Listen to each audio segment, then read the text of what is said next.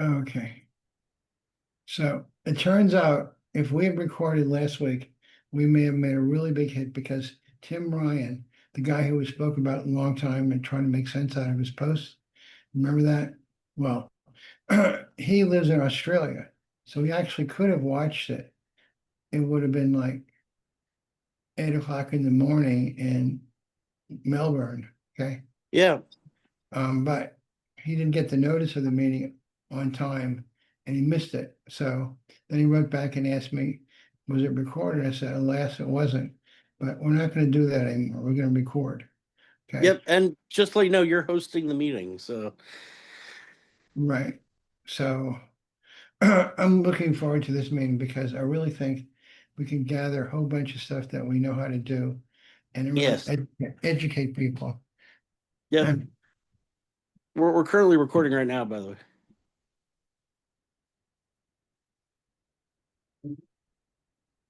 so let's see who shows up. Sure. Tonight's meeting may not be controversial enough.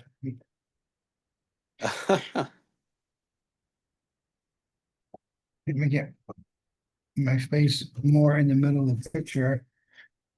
Sure. You I know, just want to let you know it's recording right now as well. right. So I'll tell you a joke. Um, do you know the name of the guy who invented bread? No. I don't either, but he sure made a lot of dough. Yeah, you made a lot of dough. That's a good one. I was thinking the name is funny. It'll get a rise out of you. I don't know, like bread rise. I don't know. Yeah, made a lot of dough. That's a good one. So I heard that a woman named Eliza Wood, who runs a very progressive pro sustainability electricity blog, pointed Oh. out that the big beautiful bill actually, although it shuts down rooftop solar, it doesn't stop batteries at all. So therefore, it promotes off-grid electricity use, which Huh. means it promotes grid defection, which is probably the last thing that Bill was trying to do, which of course sort of leads into what I want to talk about tonight because I just started installing a new battery in my home. So I can, Oh. let me see if I can bring it up. So I'm going to hit share. A new whole home battery? Yes, a new home battery, right? Didn't you already have four? I had eight. Well, it's Eight. That's what it eight. was. Let's see. Can you see the screen over here? Yeah. Okay. So now I'm going to go into the meeting. Um, this is a meeting tonight. And then I'm going to go to the other entry in my inbox, which is over here. Let's see. It should be my sent box, not an inbox. Okay. So this is a picture of my battery setup. So um, I give you a tour of it. Okay. First of all, this is an exterior wall, which is unfinished on the inside, as well Yeah. as this one. And right over here, that's Coliseum Street. Okay. So when you come into my house, you walk around this area, go up the stairs. But these batteries, these orange batteries, they're actually in pairs. So there's eight, and they're each 12 volt. So four in series is 48. And two rows of 48 gives me more amperage, but not more voltage. So this is a 48 volt inverter charger. So it's harder to see. Maybe I can zoom in. I don't know how to do that. Let's see. Unfortunately, I can't zoom by putting my fingers on the screen because it's not an active screen. But anyway, Mm. let's see. This should be good enough. So you can see now that this is the inverter charger and harder to see, but on the other side of this wall is a service connect for the whole house. That's where Yeah. the big wires are coming through. And one of them comes up here and goes into this panel, which is the input power, both for the house running this way and for the inverter here. And so the AC comes in here and then it charges these batteries. And over here is, if you look closely, you would see this is at 50 2.5 volts, which means these batteries are fully charged, although I think they're almost useless because they don't have much sufficient storage. They're almost wiped out. I Yeah. purchased them in 2012. We have a short group of people today. I purchased them 2012, and it was to provide backup power. But the system was always on, and it helped me avoid a whole bunch of power outages. So during the subsequent 15 years, the city council has published that they've had 2,000 power outages a year on average. And I would Wow. have avoided receiving most of them because of my batteries. But I think my batteries became shot and they didn't continue to do that. So I purchased a new battery. That's just called Big Battery. So I'm going to Mhm. show you another picture from this email that I sent. Let's see here. There's three pictures, and let's see. This is a big battery. Okay, so um, and I was invited to buy this battery by the company that made my inverter, Outback. And if you look closely, again, I'll have to zoom in. Okay, Yeah. it's not letting me zoom in. Anyway, I don't know why. This is a 5.1 kilowatt hour battery. And I installed it, and it's a lithium ion battery, which means it can do 5,000 cycles. And that makes it very different than the battery that I had before. Go back to the other battery, this picture. And this battery right here is lead acid, only can do 700 cycles. But this battery, which is lithium ion, can do 5,000 cycles, almost 10 times as many cycles. Although it doesn't have 10 Wow. times as much energy, but this one battery weighed 100 pounds. I had I had to get my son to help me move it from here to here today. And now I can connect it all up. And so I'm looking forward to connecting it up, and maybe next week I can tell you how it's running and all that kind of stuff. But it's just ready to be connected. And it's What's the related. what's the purpose, Myron? Well, this battery right here is shot. Let me zoom out a little bit so you can No, see. I'm just saying, what's the purpose of having a battery? Mostly backup power. However, because this one has 5,000 cycles, I could use it if I ever had a time of use rate to buy, so electricity, buy it cheap, sell it expensive, assuming I had it, or buy it when it's cheap and use it for other purposes in my house when the electricity is more expensive, and save energy with the simple time of use rate, which wouldn't be bi-directional. But at least this battery has these two purposes. This one, the other one, my lead acid battery right here, really did not have the ability to do thousands of cycles. It would wear out in 700 cycles, which it did in 15 years.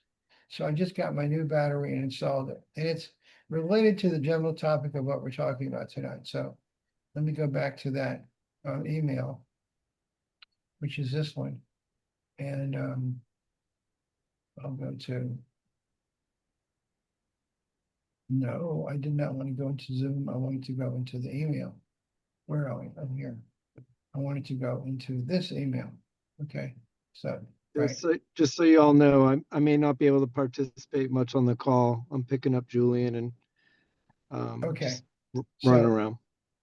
what I Cool. wanted to do was introduce everyone to an interesting technology, which was, I don't know why it was invented, but it was deployed for a totally different purpose. So um, I saw this link, and it's about some Israelis, I think, who are trying to create a digital Iron Dome. So we're going to go there and talk about it for a few minutes. But I don't want to get sidetracked by the politics, but instead talk about the technology. So a couple of Jewish people decided that they wanted to turn the public relations nightmare of Israel around, where so often people would jump on Israel and say you're doing the wrong thing. And they think there is a lot of misinformation that isn't being challenged. So instead of challenging, so what they want to do is they want to refute these assertions about what's going on with Israel and the Jewish lives at risk, et cetera, et cetera. So I want to talk about the politics of it, but this is an example of a influencer who is Jewish, who claims that what these Palestinians are saying is wrong. And I'm not, again, not interested in the politics. What I'm interested in is they want to inject in the same social media site countermeasures. When anyone says something that they think is biased, they want to introduce a countermeasure real time and put it in so they might reverse the failed public relations system of Israel. So that I only wanted to show this to you, not to talk about politics, but to show there is definitely technology out there where we could correct misinformation. So that's the reason I went there. And going back to the meeting notice, with that technology, we can do a lot to reverse the bad things that are happening because of misunderstandings. So I'm just going to jump over here to bullet number 5. Consider what just passed the U.S. Congress. These Republicans don't mind increasing the national debt, but for some reason they got this idea that solving climate problems is an expense that we can't afford, or we shouldn't afford, or we wouldn't want to afford. But what in fact I should have put on my first item on the list is something that Amy Levin said, and I've maybe said this ad nauseum, that Amy Levin said around 30 years ago that we will solve the climate problem not at a cost, but at a profit. But I think let's make it even stronger. I think he didn't say this, but I assert that the only way we'll solve the climate problem is at a profit. And these kinds of measures here are all talking about turning around what looks like bad economics into good economics. And these things we have figured out, or we have helped promote. Okay. So I'm just talking about them as a smorgasbord of white papers we could write to help create a litany of correcting poor impressions on the internet. So I think people don't realize that, for example, that net metering suppresses energy efficiency, or that electric vehicles are not a bane on the economy, but actually lower the price of electricity for everyone, or that smart meters can actually make load shedding trivial. Okay, so I'm thinking that we could create a litany of these. We have already pretty much wrote this one already when we responded to the city's May 25th load shedding problem. We pointed out that if we use the smart meters and actually prepared for it in advance, we wouldn't have had the word disaster is too strong, but at least uncomfortable situation that happened in New Orleans on May 25th.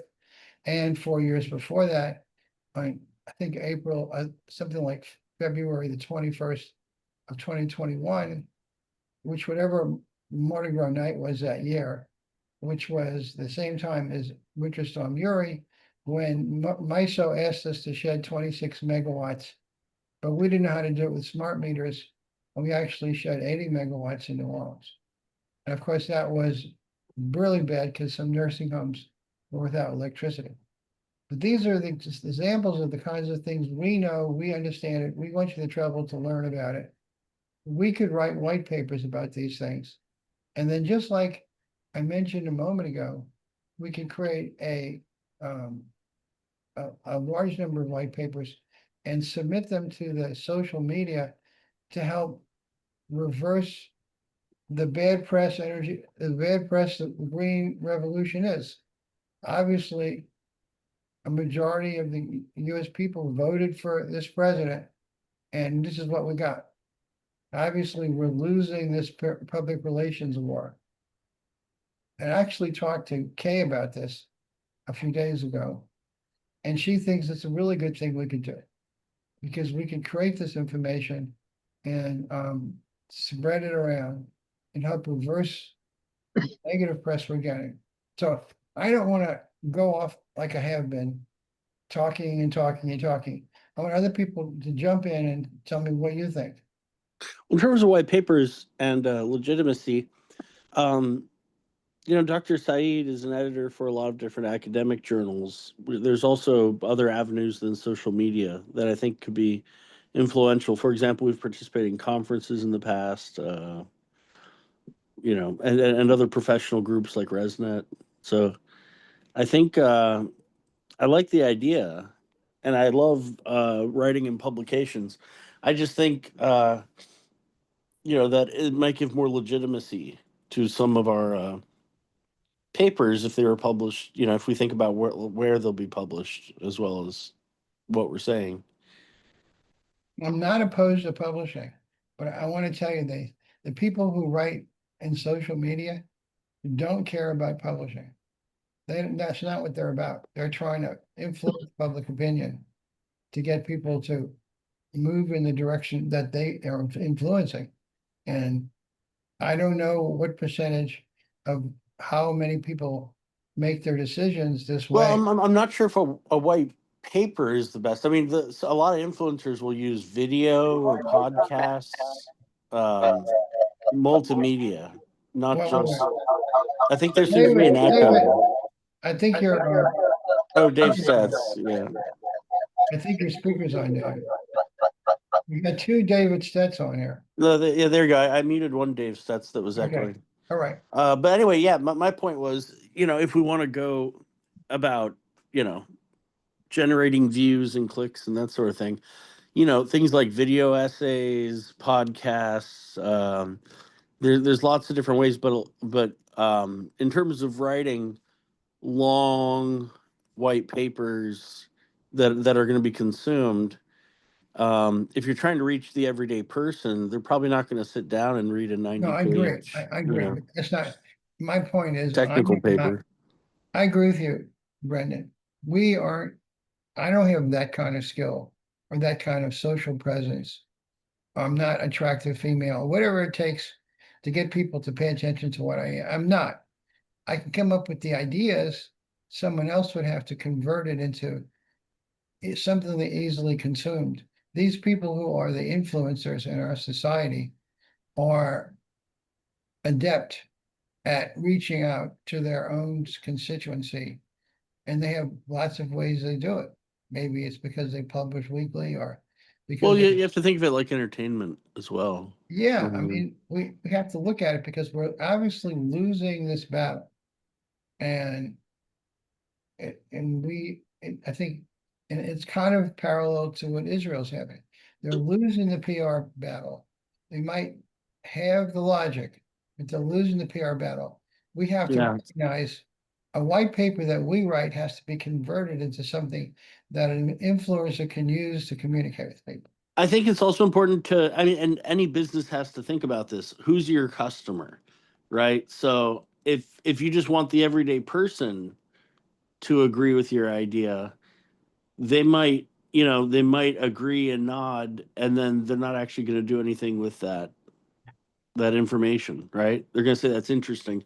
It sounds like what you want is for regulators and utilities and city councils to, people who are in positions of power to understand and like the idea. Um, and it's just something different, right? Than just like it needs to be converted to entertainment for the everyday person.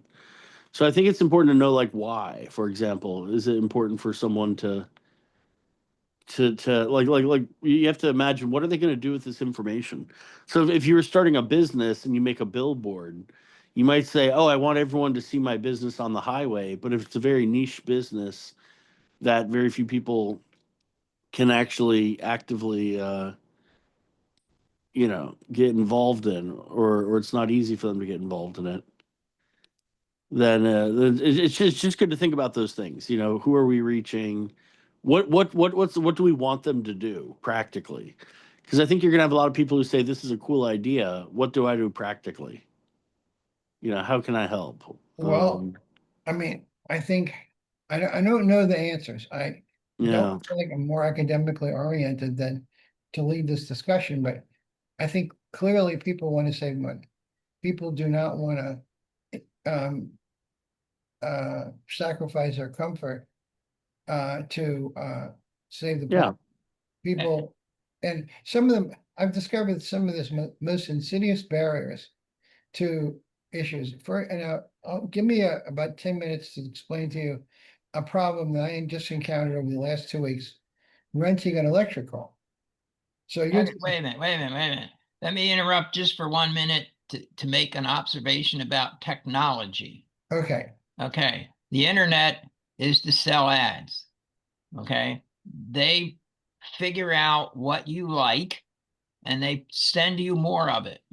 right, So if you like Trump, you will get much more crap that says Trump is good. If you don't like Trump, you will start to get more stuff that says Trump is bad. This right, is so that they can get you to do ads, to right, look at the ads. Also, they're all snippets. You know, 5 minutes is forever on the internet and right, these things. So 1 minute, 2 minutes, exactly. you know. We're going to sell it. We have to sell it in a couple of sentences max. Yeah, but the problem is your good news is going to go to people who like good news, and it will never reach the people who like bad news. Okay, well, let's go back to the premise of this discussion. And maybe you missed it. You came in, Dave. a Now, little I'm bit just late. telling you that's the way the technology works. No, wait. But let me go back to, I'm gonna just review the opening discussion. Did you open this link?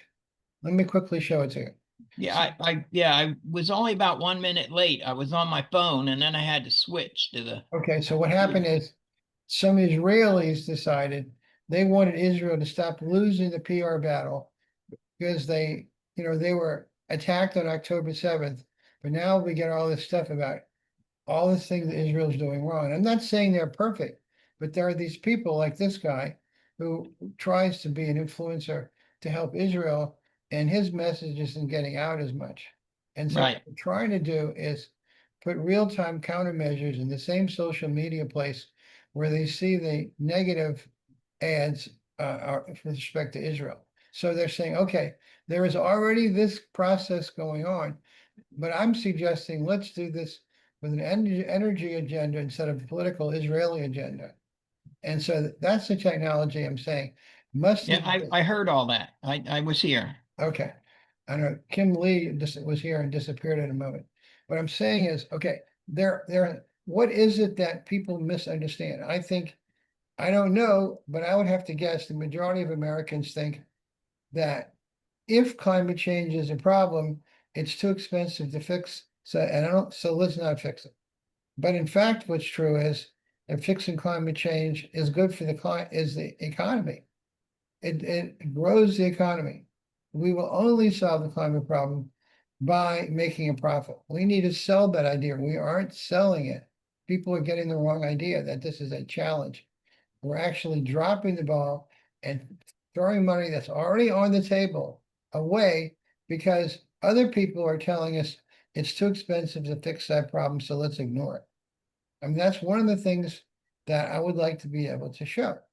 Um, so, and I think, I agree. Good. It's that all that is good.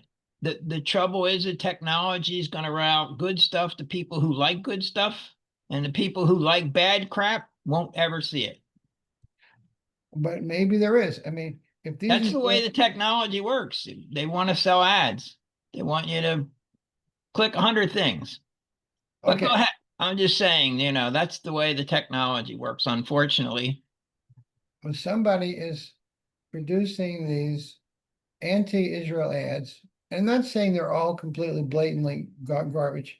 That's not true, but they certainly are strongly negative to Israel. And I'm not interested in the politics of it. I don't want this to be a conversation about Israel, but they are able to see that environment and other people putting ads in that environment to catch the attention of you.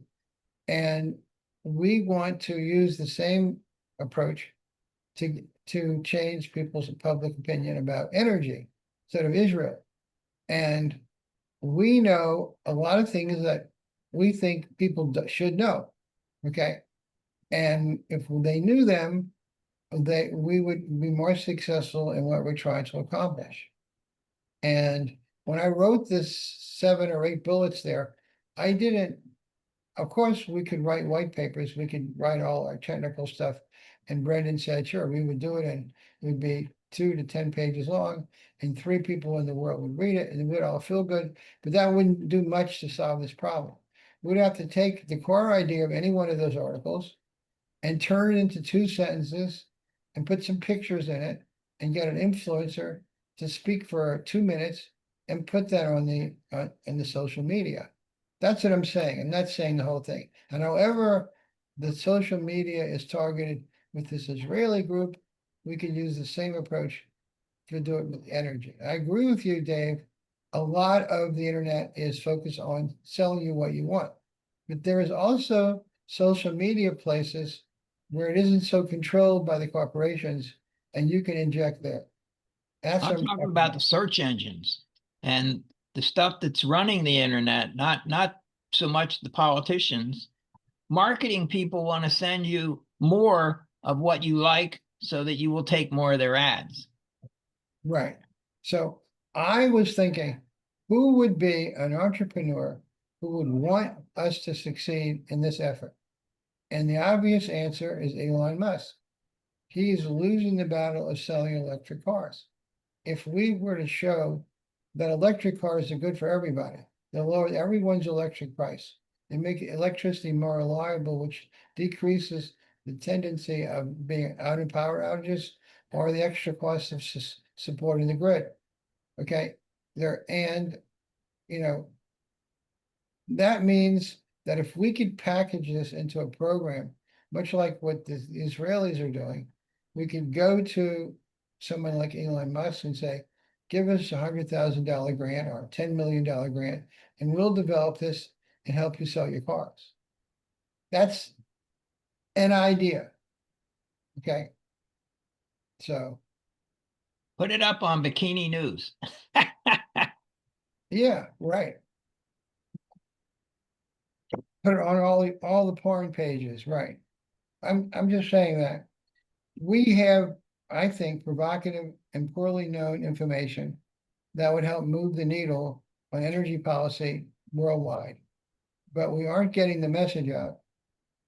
Even the most obvious, simple message, the one that Amory said, we will solve the climate problem, not at a cost, but at a profit. But he really could have said, but only by a profit. And if we were to emphasize that, it would help sell what we're talking about. So now I'd like to take a little bit of a tangent, but if other people want to talk now, I'll be happy to bow to it. Does anyone want to say something? Tor? Yeah.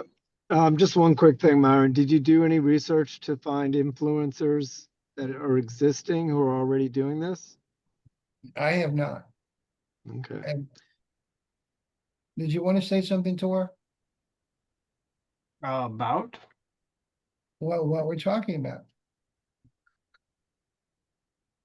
We're talking about trying to develop a list, maybe 5, maybe 10, maybe 100 of 2-minute messages that we can spread into the social media to help sell the energy policy ideas that we are only talking about now academically, so that a regular person who thinks they already have an opinion can be swayed the opposite way.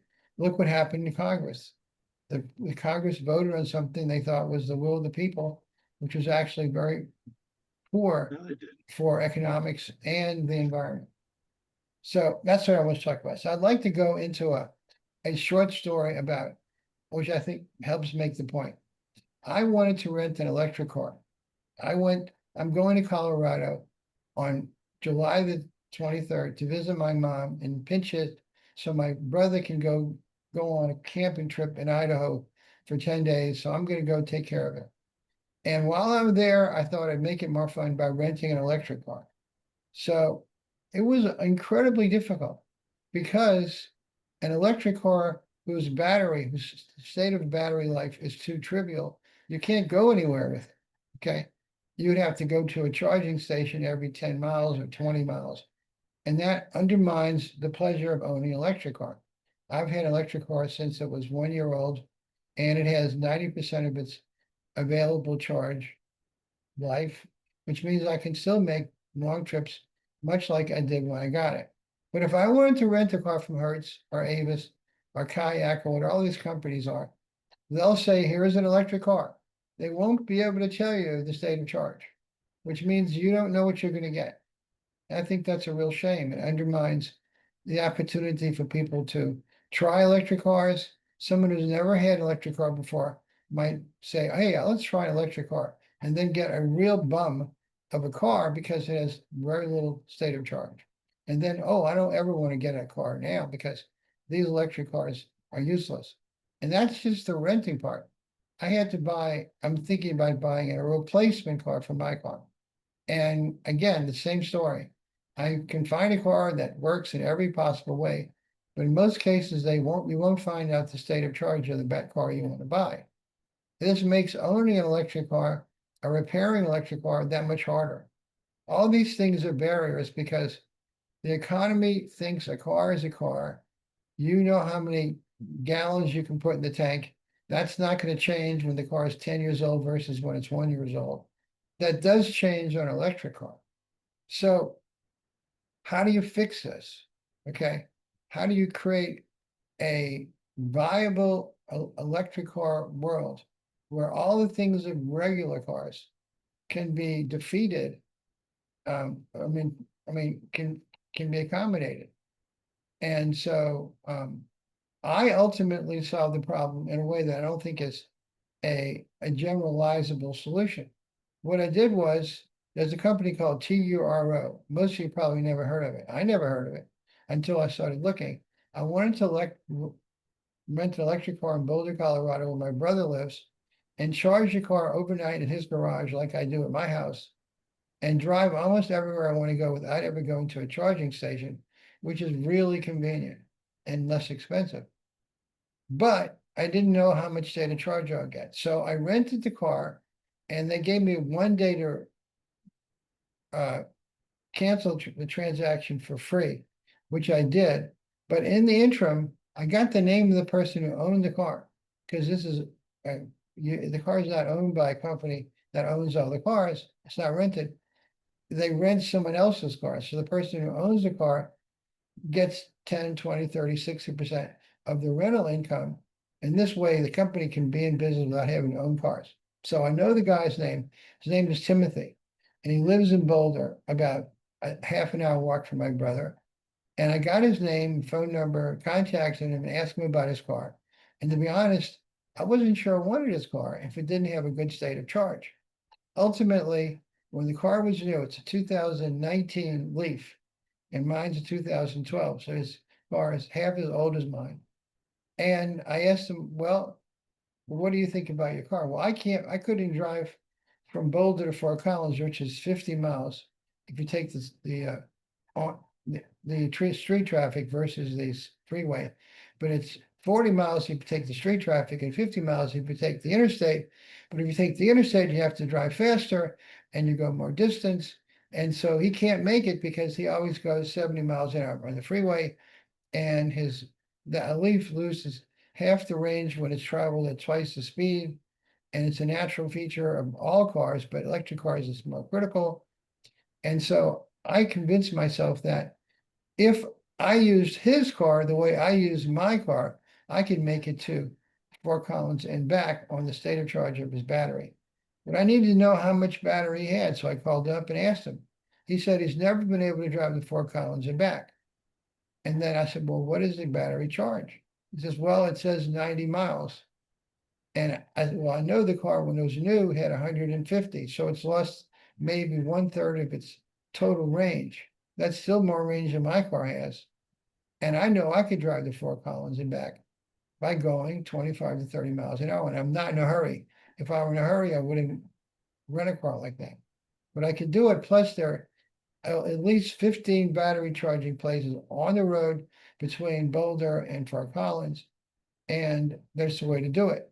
All that is relevant. And it seems to me, if a person like me doesn't experiment with all this information and try to figure out how to make it work and find out it works well or it doesn't work well or whatever, we're gonna get stuck in this unfortunate incompatibility between the way people use electric cars and the way people use internal combustion engine cars, and making the transition to a an all-electric economy is challenged by this ignorance. But also, I'll remind you of one of the things I have on this list of bullets, which is the cheapest way to buy a battery for reliability and resilience is to buy it packaged inside of a used EV. Okay, you buy a used EV, but it's hard to find out what the battery life of that EV is. And so you want to, if you buy it relatively new, like if you buy an electric vehicle 1 year old, it's going to have most of its useful life, and you'll know that, and you'll be able to baby the battery for the next decade, which is what I did. But in general, if you buy a new electric vehicle, it's going to be very expensive compared. So all those are relevant. This is just one of the many forays I go into to try to make the best use of the technology to have a low carbon footprint and move the ball down the road. But that information isn't well known. And what I just told you are pitfalls in owning electric cars that you can get around if you know how. So, Well, Myron, I mean, I've gone different places and rented electric cars, and I was fine. yes. And I So- drive an electric car, and I have a 200-mile range, 230-mile range. And you Right. could have you can go to Colorado and rent a car that has the range you need. Why are you getting a Leaf that's 6 years old? Actually, I thought about it. I went to the Hertz site and they had a Kia electric car that was like 2 years old. But I was Right. afraid to rent it because I called up Hertz. I spent 3 hours on the phone getting Myron, you don't value your time. Why not just rent the car and drive it? It has 250-mile range. but how do you know it really has that range? Because even at 2 years old, it's still going to have 90% of its range. Otherwise, it would go back for a warranty repair and get a new battery. Well, wait a minute. It's guaranteed, Myron. Explain It's that to me. new. It's new technology. These cars are guaranteed to last longer than your old Leaf, which you did have to replace the battery, but that's another story. But what you're saying is that if you bought a new electric car today and it would come with a 10-year warranty, and if it fails in less than 2 years, you get a new battery or something like that? Yeah. Yep. But the Okay. point is if you're living in fear and spending 3 hours about a car that has 250 miles that you have to drive 50 miles for, you don't value your time. Rent the car, and if you have to stop and pay a little more for a kilowatt, then you do it because you're still doing the right thing.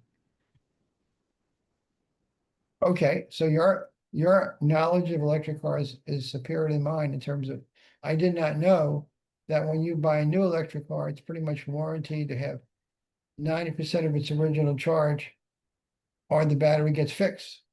Yep, I did it's not part know. of the warranty. But that's irrelevant. I don't understand why we're even spending the time talking about this. Well, because if that issue weren't fixed, it would get in the way of owning electric cars. Okay, And That's- yet there are a lot of electric cars for sale with 300-mile, 350-mile range, and you can't live in fear. There's charging stations that you use, and you put your credit card in and you pay okay, for some kilowatts and you go. And it's Just not your don't go. car, so Yeah. go level 3 charging, and in 30 minutes you've got 80% of your charge back and you go. okay. That's Just a don't drive from the southwest to the northeast. There's no charging along the interstates. Tesla has a pretty good network, and Tesla's now open to a lot of the other vehicle manufacturers. Hey, I went to the Dulles airport yesterday to pick up my ex-wife, and I was waiting in the will call lot, and they had free electric charging for the new Chevy Bolt and also the I forget what they called it on the Leaf. What was the god Chatham, awful plug that they had for the Leaf, the big one? the Chatham, Yeah, That my sister has Chatamo. that one. Yeah. Yeah, apparently it uses the same voltage. So they had a Chatamo charger there as well. Wait, if you use Tesla, don't you have to use a Tesla specific charger or something? they No, Yeah, have converters. You can get they have a plug an, for like an adapter. adapter for a couple of $100, maybe 500. You Not can that adapt. much. no, they're a lot cheaper than that. No, under $100. Oh, Okay. nice. And so anyway, that's an example of an excursion off into a tangent that it may be a roadblock or a stumbling block for some people. And I wanted to go down it to learn so I know better. And Dan, you educated me, something I didn't know. But I So- do know when I So try. what are you gonna do? I'm still renting the electric, that Leaf because it's now past time to avoid it. But I intend to enjoy that trip in a different way than you would have. But I agree. If I did not know that, I could just go ahead and not. You're renting a car from a guy who said he would never drive it to Fort Collins. That's right. That's genius. No, he said he wouldn't try to go round trip to Fort Collins on one charge. That's what he said. Okay, round trip. Right. Okay, so you'll be fine. And you were saying going 20 or 25 miles per hour saves on the charge, right? Yeah, you get twice the range at half the speed in general. Is that legal on if do you use the interstate or No, state? no, not on the interstate, no. In Louisiana, minimum speed is 40 miles an hour. I don't know. 40, yeah. So Yeah, no, I but it's wouldn't still do a it. hazard. Whether it's legal or not, it's still a hazard to have some grandma driving in the right lane at 40 miles an hour on a highway. Okay, Yeah. that's a good point. Anyway, I Well, don't it's want to I-10, get stuck. I don't want to get stuck on this issue. I'm not to say that I'm an expert on it at all. I only talked about it to talk about the kinds of roadblocks that people perceive in the various clean energy technologies. And I gave you an example, but I think there's solutions to every one of these problems. Like Dan explained it, the solution he thinks is a good one. And I was talking about these others. All these things, or not all of them, many of these things are getting in the way of a clean energy transition. And I'm trying to talk about a method that we can use to break through these barriers and communicate it to our fellow citizens who indirectly vote for the people who just passed this horrible bill in Congress. That's what I was talking about. So I want people to jump on that. I see Chris Faust is here. Did you want to add something, Chris?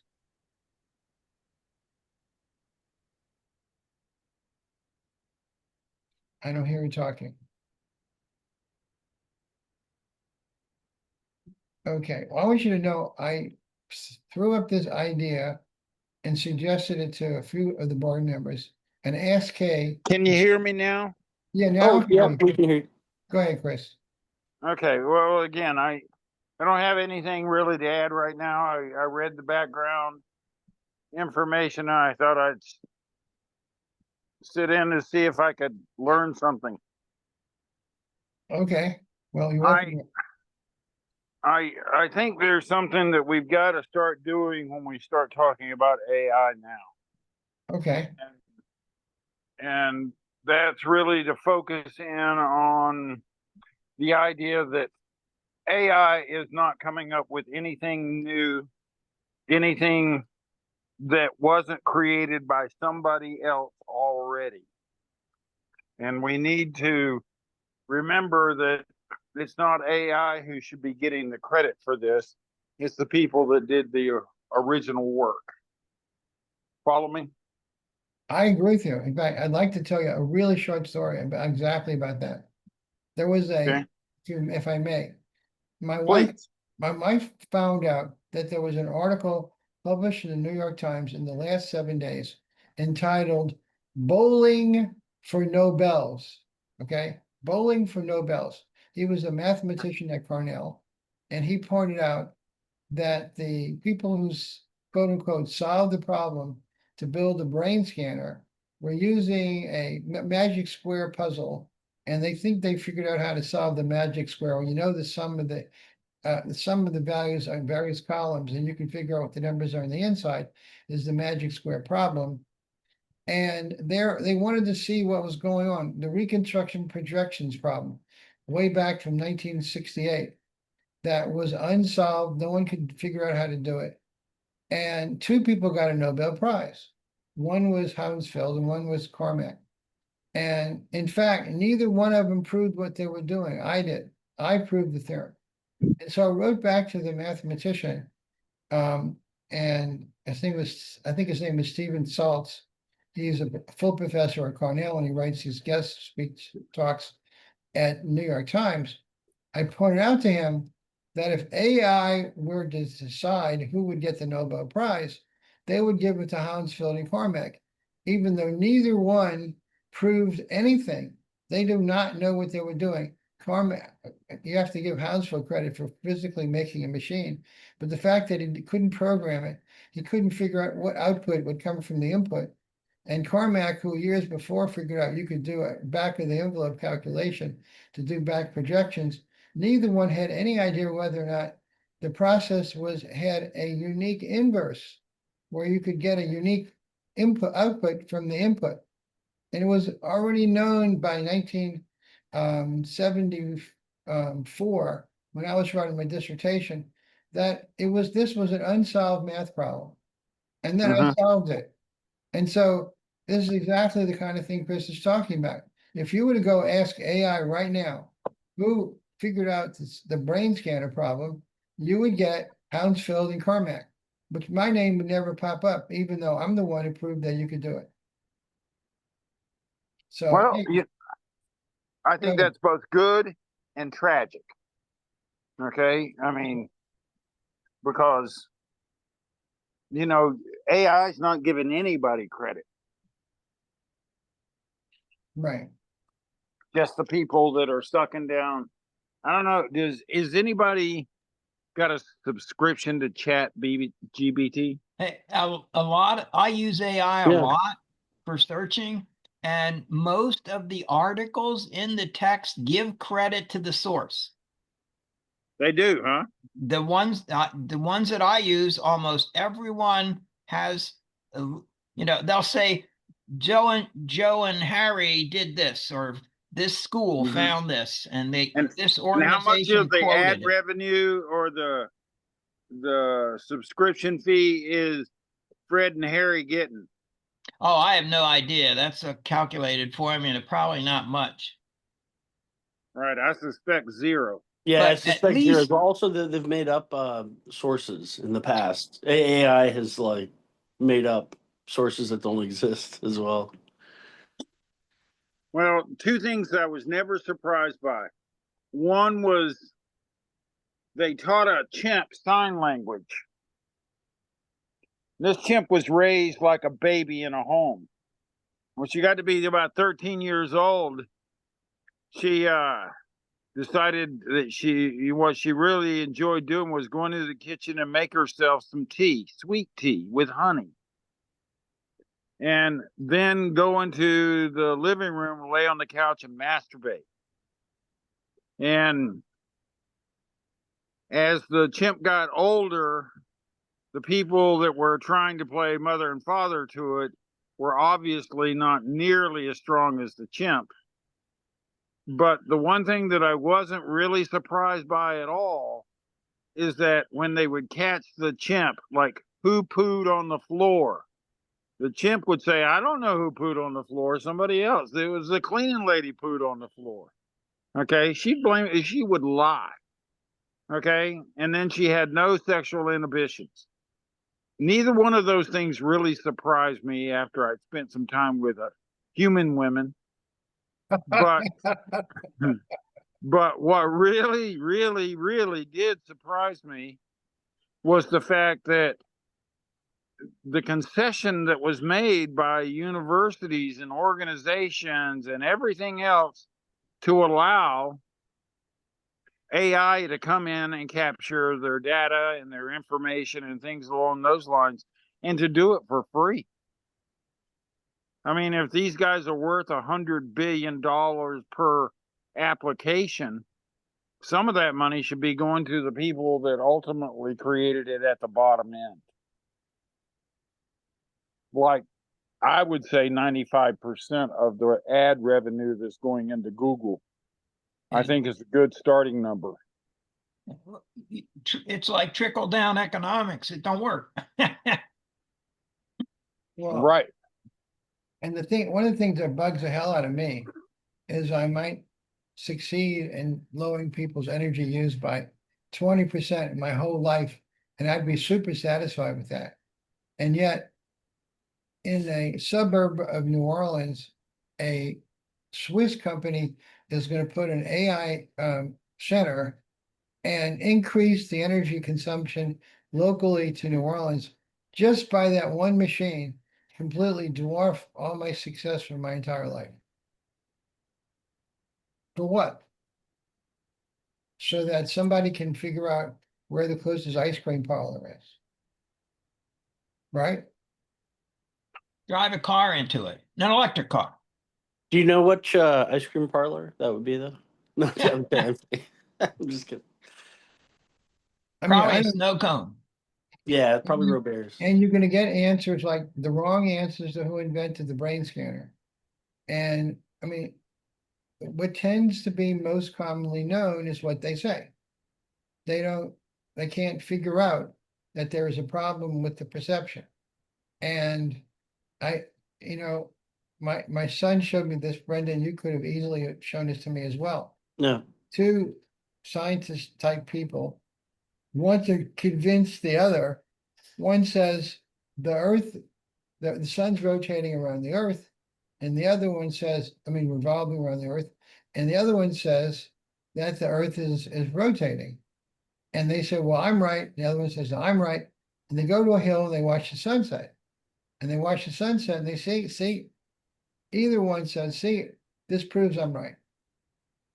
You can't tell from that one observation which of those opinions is true. That same observation supports both opinions.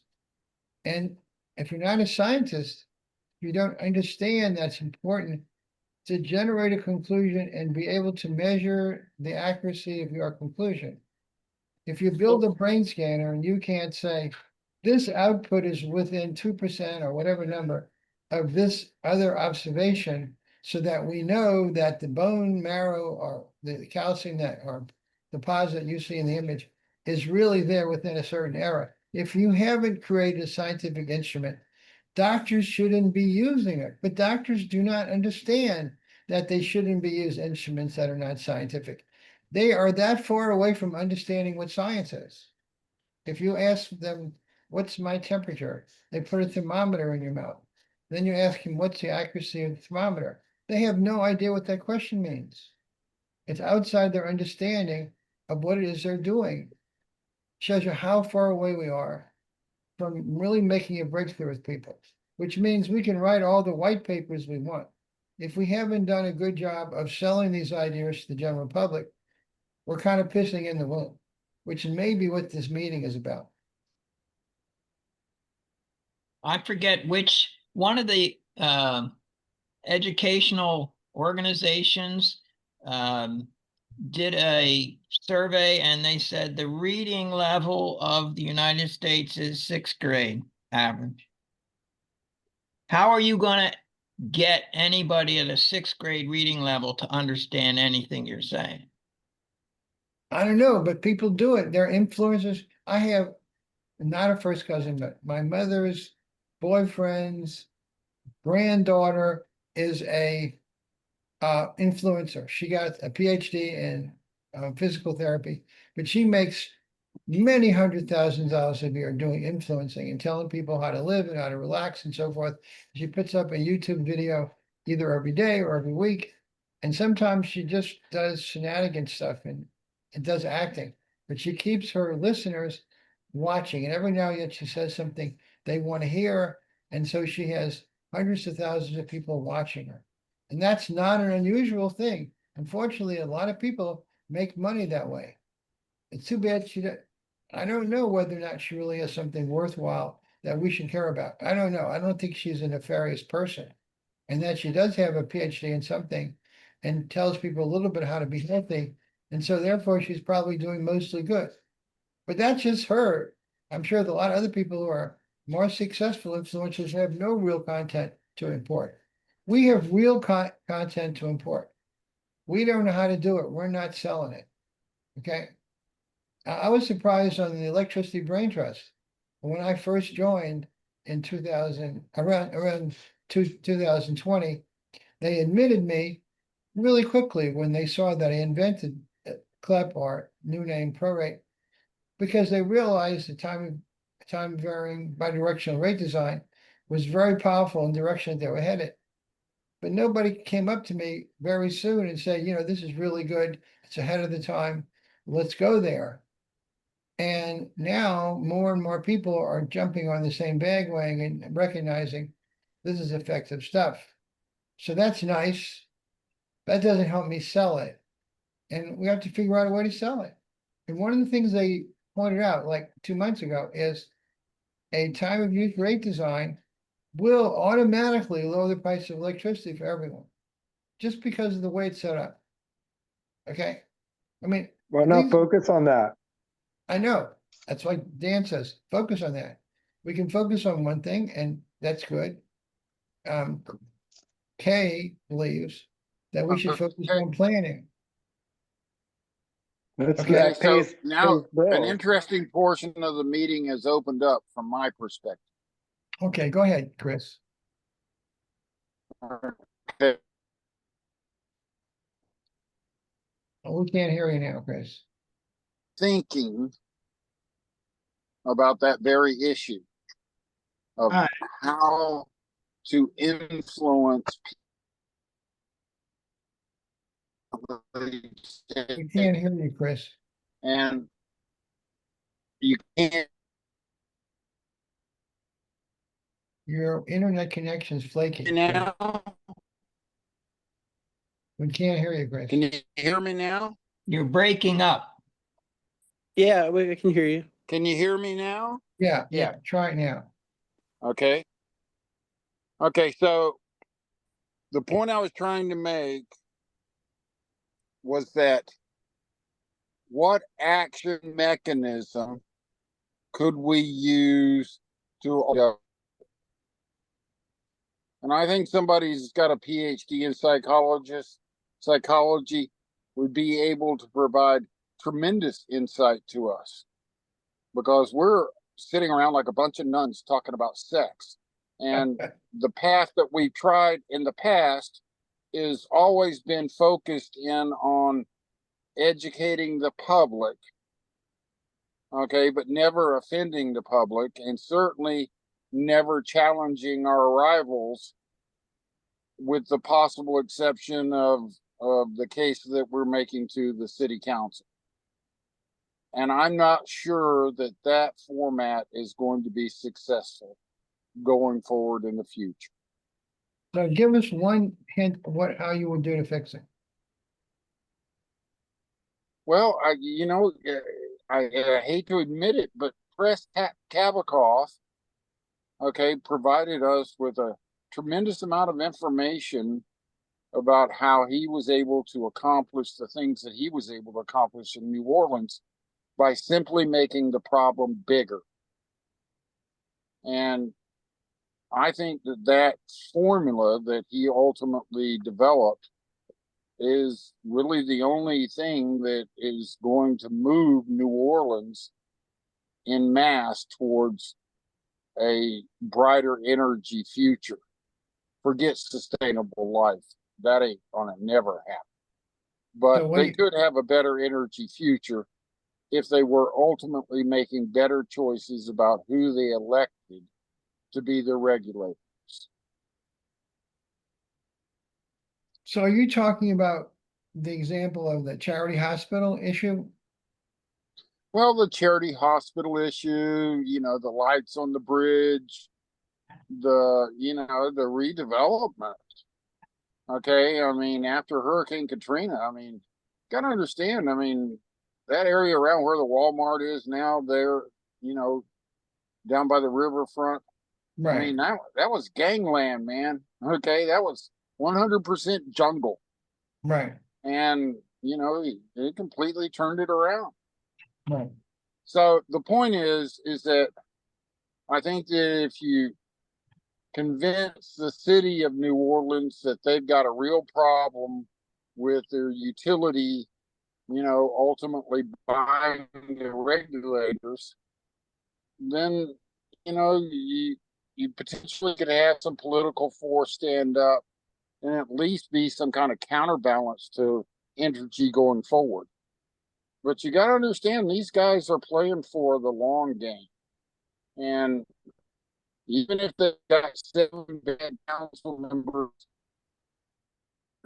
or something along those lines, fund heavily to ensure that they went bye-bye during the next election. So right now, New Orleans doesn't perceive that it has a utility problem, but it does have a utility problem. Until it considers it's got a utility problem, I don't see much change. Again, my opinion. I'll shut All up right. and listen to I want to others. give, I want to give Tor a chance to talk. Do you want to try something, Tor? Well, I don't know. This intersects with the conversation of how the Democrats can be in power in 2028. Um, y- I I really struggle to put into words. I'd rather write this down actually. That we have a horribly divided society. We have some of the worst income inequality since the Great Depression, and you know, I'm not even sure New Orleans is going to be there in 30 years. um, I mean, there's so many things bearing down on people right now. Overwhelm is the thing. And that's where it intersects with influencers who says, you can be in shape this way. You can be smarter this way. And of course, they make lots of money that way because it's an incredibly simple message. But you're never going to sell this in a simple way. You're up against hardened, desperate organizations like Energy, and you're up against a city council that's mostly focused on social justice issues. So you talk about electric cars, you might as well be a rich person saying, "Well, let them eat cake." I Well, am not saying that because I'm Right. accusing you. It's just the reality right now that people are maxed out. okay, So I'm working with some people to write up a book because to even explain how we became so fractured of a society takes 10 minutes. How did we get such income inequality? That takes a while too. And there's, oh, my daughter just tells a searing tale out of buying a house in Olympia, the capital of Washington State. It's just the Democrats set in motion structural reasons that young people can't buy houses. I mean, you mentioned Nens discussing sense. They so fucked over the younger generation, I don't even have words for it. And when both parties are fucking up the future so badly, what do you say to that? You know, I'd love for these proposals to get aired among intelligent people and a logical discussion and put into policy. But I don't see logic at all. I see people ricocheting and doing the dumbest things in both parties. so should I assume what you're saying, Tor, is we can't solve this problem by creating a group of influencers who try to explain things in 2 sentences?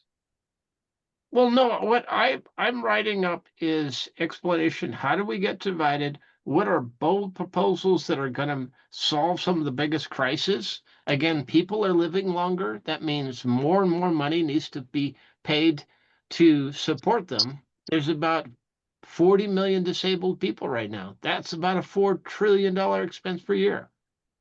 If you don't really solve that, your interest rates are going to go up and the cost of everything is going. We're entering into a labor shortage, which is compounded by the stupidity of the Trump administration, and it will obliterate where people just paralysis and all they can do is retreat.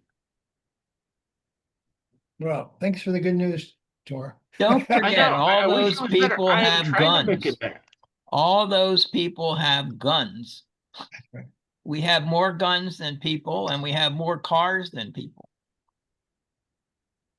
Well, again, change is really hard, and you're hitting a limit where they're reactionaries to change, and the people who would lead change don't have a clue what they're doing anymore because they're trying to. Everybody's looking to the past to say what worked in the past is going to work now. Dumbest idea. Things are fundamentally different right now. Okay, we have used our 1 hour. I hope people found it interesting. We did record tonight. We are going to record every meeting into the future. Every now and then we'll have a really good meeting and we're happy to share with others. Okay, Yeah, forgive me for my French, that's but okay. you know. Good night. The Okay, world is a mess. You're right. okay. Good night, Yes, everyone. but true. Yeah,